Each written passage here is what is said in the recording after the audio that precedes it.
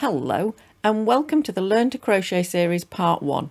This is showing you the double crochet and that's UK terms. So if you're looking for the US terms, please click on the link on the screen or on the description below and that'll take you to those. So we're dealing in UK terms. So you're going to need some yarn and a hook. It really doesn't matter what hook at this stage. So if you've got the old-fashioned ones like that, just use them. I do recommend if you're going to do a lot of crocheting, the ergonomic hooks, but please don't go rushing out and buying them. Just use whatever hook you've got, see how you find it, and if you fall in love with crocheting, go and buy them then. So you're going to need some scissors as well, but any scissors will do, don't buy special ones. If you do go and buy some hooks, I do recommend buying a set of ergonomic hooks. You can get them really cheaply like this one off Amazon. Bought this a few years ago, but I'll put some links in the description below so you can find some. And let's get started. I'm going to use my ergonomic hook because I prefer them. So the first thing you need to do with your yarn is form a slip knot, and really that's how you start any knitting or crocheting. So it doesn't matter what you're going to start, this is what you're going to need. Form a loop around your fingers and then take the long length of yarn that's going back to the ball, make a small loop and push it through that big loop that you made. And then pull it through and pull the short end of your yarn, and that'll form a little knot with a loop, and put your hook through that loop. Now the small bit of yarn that you've got left over there dangling out just needs to be a few inches long. Mine's quite long, but you do need a few inches so that you can work it in at the end, and I will show you how to do that in this video. So the first thing you've got to do is take hold of your yarn, and you need some tension in it. Now I use my first finger to do this. People use lots of different techniques and I'm no expert. So please play around and do what works for you. But what you do need is some tension in your yarn. So you'll see it's just holding straight. So I can hook it and pull it through the loop that I made. So twist the hook, pull the yarn through, and what you're doing now is forming a chain. So that's chain stitch, and you will see that yarn is staying nice and taut. It's not too taut, it is pulling through, but it's just got some tension in it. And really all you can do is play around until you get that right. And you might find you use a different finger to me, or you use a combination of fingers. Sometimes people hook it over one and through another. Play around, do what works for you. And you'll get into a rhythm like I'm doing here. And you'll notice I'm also moving my fingers up as I work to hold on to the chain. And when you've got a few there, you'll be able to have a look at it, and all your chains should be about the same size, and you'll see they look like V's on the front and ridges on the back. And that's how you can tell the front and the back. So the front is the V's. If they're not a similar size, just pull it all back and start again. This is crochet, enjoy. Just take it back, have another go. There's no right and wrong, you're just doing your best, and it's not going to look fabulous the first time you do it. Then we want to do our actual double crochet. So ignore that first stitch that your loop is through, and then that second one you're going to push your hook through, hook your yarn like you were doing before, and pull it through that one loop that's on the hook. So you'll then still have two on there. Now hook your yarn again and pull it through them both. So move along to the next stitch, push your hook through, hook the yarn, pull it through one loop, and then hook it again and pull it through both loops. Next stitch, push it through, hook the yarn through one loop, hook it, pull it through both loops. And that is your double crochet stitch.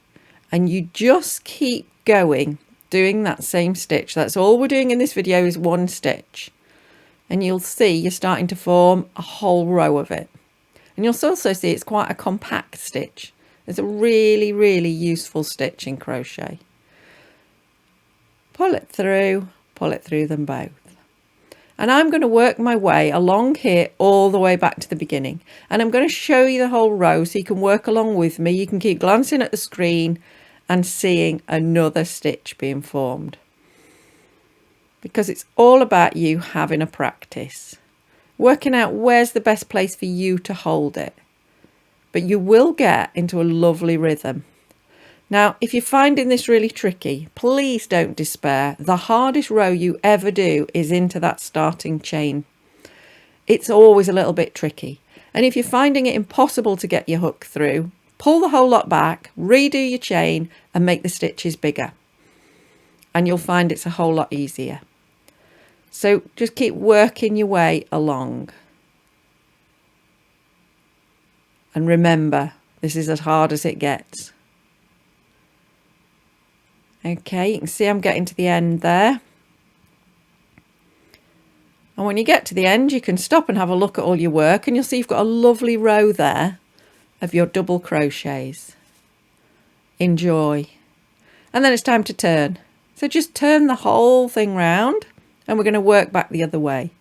So the first step is to do one chain stitch, which you know how to do, and then put your hook through that very end stitch and make sure you go through the end stitch and then hook your yarn, pull it through, hook it again, pull it through the 2 loops. Now, as you're going through the next stitch, you'll realise what you're doing is you're going under the 2 loops on the top of the stitch. And you can clearly see those 2 loops and you're going under both of them. Hook the yarn, pull it through, hook it again, pull it through the 2 loops. So that's through the stitch, hook the yarn, through the 2 loops. So through, hook and pull it back, hook through the 2 loops and keep going all the way along. Now a top tip is when you're new to crochet, count your stitches. So if you've started with 10 stitches, count them in this row as well and make sure there are still 10. It's just going to stop you doing the old missing a stitch at the beginning or trying to do a stitch twice.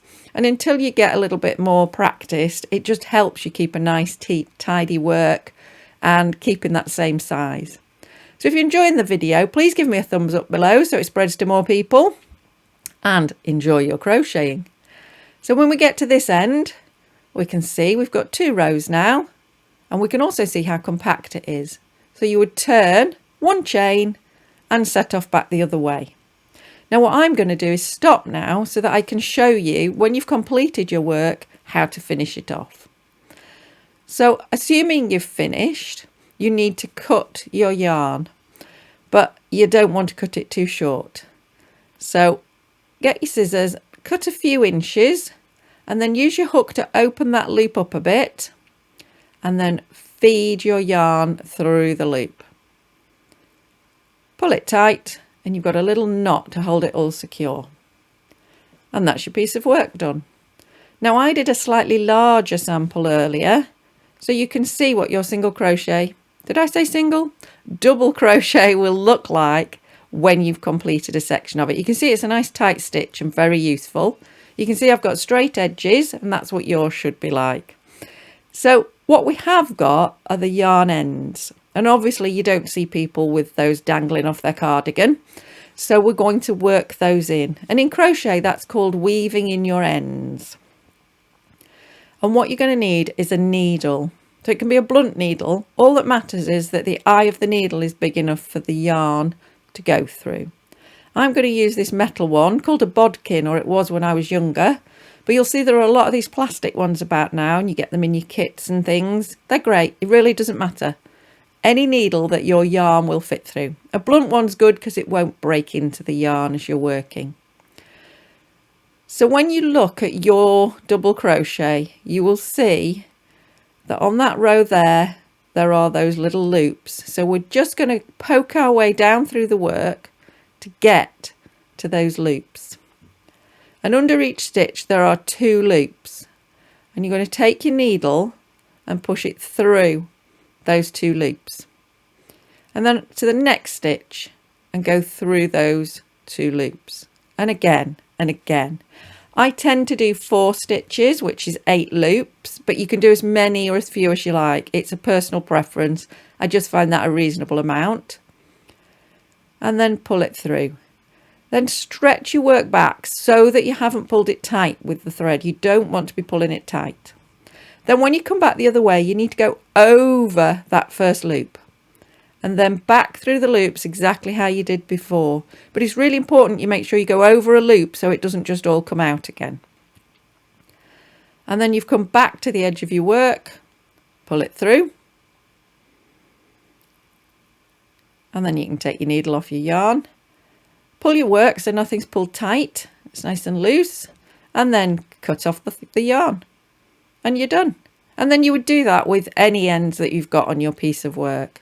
And I hope you've really enjoyed learning how to do double crochet, and follow this series to develop your skills. There will be lots of them coming along. This is video 1.